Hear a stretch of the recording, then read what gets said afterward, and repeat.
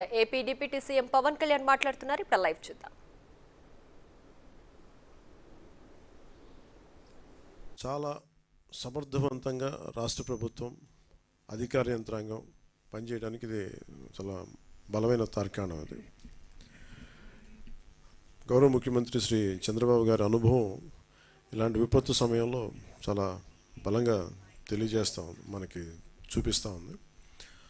అలాగే 2014-19లో కూడా ఆయన ముఖ్యమంత్రిగా ఉన్నప్పుడు హుదూద్ తుఫాన్ డిజాస్టర్ మేనేజ్మెంట్ కూడా ఎంత బాగా చేశారో తెలిసిందే. ఆ టైంలో కూడా నేను ఒక 50 లక్షల రూపాయలు డొనేషన్ ఇవ్వడం జరిగింది. నిన్న కూడా ఒక 1 కోటి రూపాయలు డొనేషన్ ఇవ్వడం మనం ప్రకటించడం జరిగింది. త్వరలోనే అది ఆయన చేతికి అందజేస్తాను సీఎం రిలీఫ్ ఫండ్కి. మెయిన్ ఇది అందరూ మాట్లాడుతున్నట్టు ఇది బుడమేరు పరివాహక మనకి దీనివల్ల ఇంత విపత్తు సంభవించింది, విజయవాడకి శాపంగా మార్చినాయి అని. నిన్న అంటే ఒకటి ఈజీగా ఏ ప్రభుత్వాన్ని తిట్టేయడం చాలా తేలిక. గతంలో కూడా చూస్తే మనం పోయినసారి కూడా వైసీపీ ప్రభుత్వం ఉన్నప్పుడు ప్రత్యేకించి నేను చాలాసార్లు మాట్లాడినప్పుడు చాలా ఒక నియమాలతో నియంత్రణతోనే మాట్లాడేవాడిని. అలాగే మీ దృష్టికి ఏం తీసుకొస్తున్నానంటే బుడమేరు పరివాహక ప్రాంతంలో దాదాపు 90% ఆక్రమణలు ఉన్నాయి. ఈ ఆక్రమణలే బుడమేరుకి మన విజయవాడకి శాపంగా మార్చేసినాయి. ఇవన్నీ ఇప్పటికీ కొన్ని ప్రాంతాల్లో ఆక్రమించిన ఇళ్ళు ఆ ప్రాంతాల్లో ఇల్లు నిర్మించారు. తర్వాత నిర్మించిన ఇళ్ళకి అవుట్ఫుల్ డ్రైన్స్ లేకపోవడం, వరద ఎటు వెళ్తుందో తెలియక అది విజయవాడ సగం నగరాన్ని వరద నీరుతో ముంచెత్తేసింది. ప్రతిసారి ఇప్పుడు మీరు హైదరాబాద్లో చూసినా కానీ వీళ్ళు వాళ్ళ హైడ్రా అని చెప్పి వాళ్ళు స్టార్ట్ చేసి డెమాలిషన్ డ్రైవ్ కొన్ని వందల చెరువులు ఉన్న ప్రాంతాన్ని, లోతట్టు ప్రాంతాలని, ఫుల్ ట్యాంక్ లెవెల్ ప్రాంతాలని ఒక 20 ఇయర్స్గా 30 ఇయర్స్గా ఏం లేదు, వరద లేదు, నీళ్లు లేవు అని చెప్పి ఇల్లు కట్టేయడం జరిగింది అక్కడ కూడా.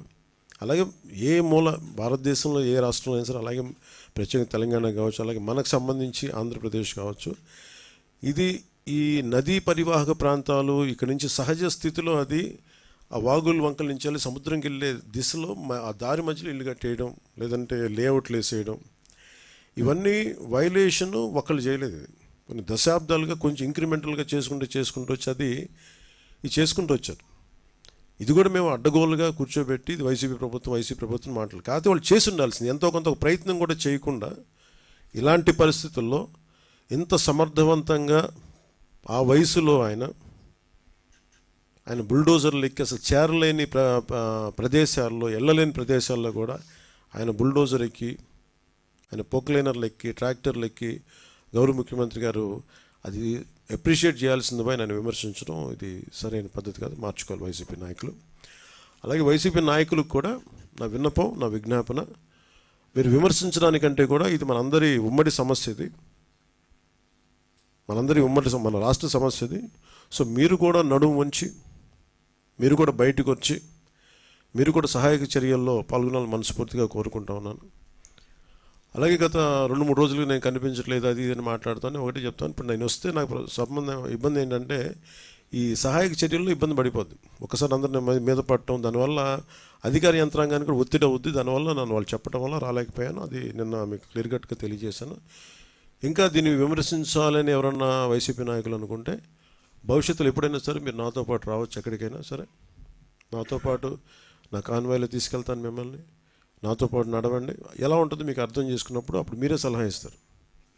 అందుకని దయచేసి దీన్ని ఒకసారి మీ దృష్టికి తీసుకొస్తాను. కానీ విమర్శించే వైసీపీ నాయకత్వానికి ఎవరికైనా సరే రాష్ట్ర ప్రభుత్వం చేస్తున్న ఈ చర్యల మీద ఎవరన్నా విమర్శించదలుచుకుంటే వాళ్ళందరికీ కూడా ఫస్ట్ మీరు సహాయం చేసి మాట్లాడండి.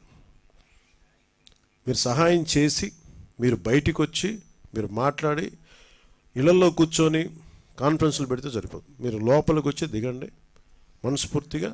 అలాంటి పరిస్థితులు అంటే మేము కూడా మాతో కలిసి తీసుకెళ్తాం. అలాగే వరద ప్రభావిత ప్రాంతాల్లో నేను ఇందాక మన కాన్ఫరెన్స్ కాల్లో కూడా మాట్లాడితే ఒకటైతే చెప్పిన, ఒకటి ఇమీడియట్ మెషర్స్ ఏంటి, ఈ వరద నీరు వచ్చేసిన ఇమీడియట్ మెషర్స్ ఏంటి, అలాగే భవిష్యత్తులో దీనికి ఇమీడియట్ రిపేర్, సపోజ్ రోడ్లు తెగిపోయినాయి, గట్లు తెగిపోయినాయి, అలాగే రోడ్లు పాడైపోయినాయి. సో వీటికి ఇమీడియట్గా అసలు జనాలకి రాకపోకలకు ఇబ్బంది కలుగుతూ ఉంటే ముందు వాటికి ఇమీడియట్ రిపేర్ చేయించడం ఒకటి.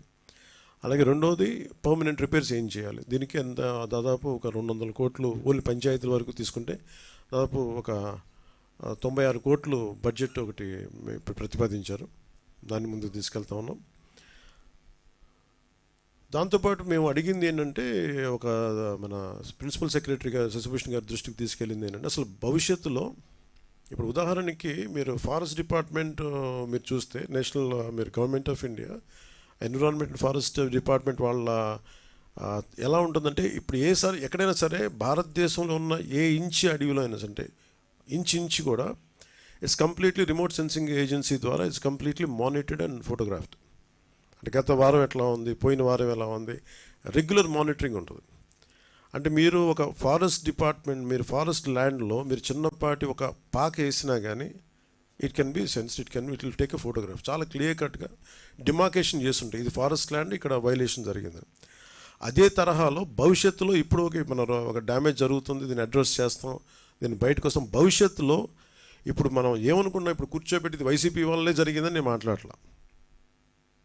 ఓకే, ఖచ్చితంగా వాళ్ళు గత ప్రభుత్వం వాళ్ళు ఉన్నప్పుడు 5 సంవత్సరాలు వాళ్ళు ఉన్నప్పుడు వాళ్ళు నిజంగా కొంత మనకి ముఖ్యంగా వాటర్ ఇరిగేషన్ ప్రాజెక్ట్స్ సంబంధించి కానీ ఏదైనా సరే వాళ్ళ నిర్వహణ లోపం చాలా, వాళ్ళు సరిగ్గా డబ్బులు కూడా ఇవ్వలేదు. దానికి వాళ్ళకి అవగాహన ఉందో లేదో తెలియదు కానీ డబ్బులు సరిగ్గా ఇవ్వాలా, లాకులు రిపేర్లు చేయాలా, కనీసం వాళ్ళు కూర్చోబెట్టి చిన్న మెయింటెనెన్స్ ఆయిల్ కూడా ఇవ్వలేదు వాళ్ళు.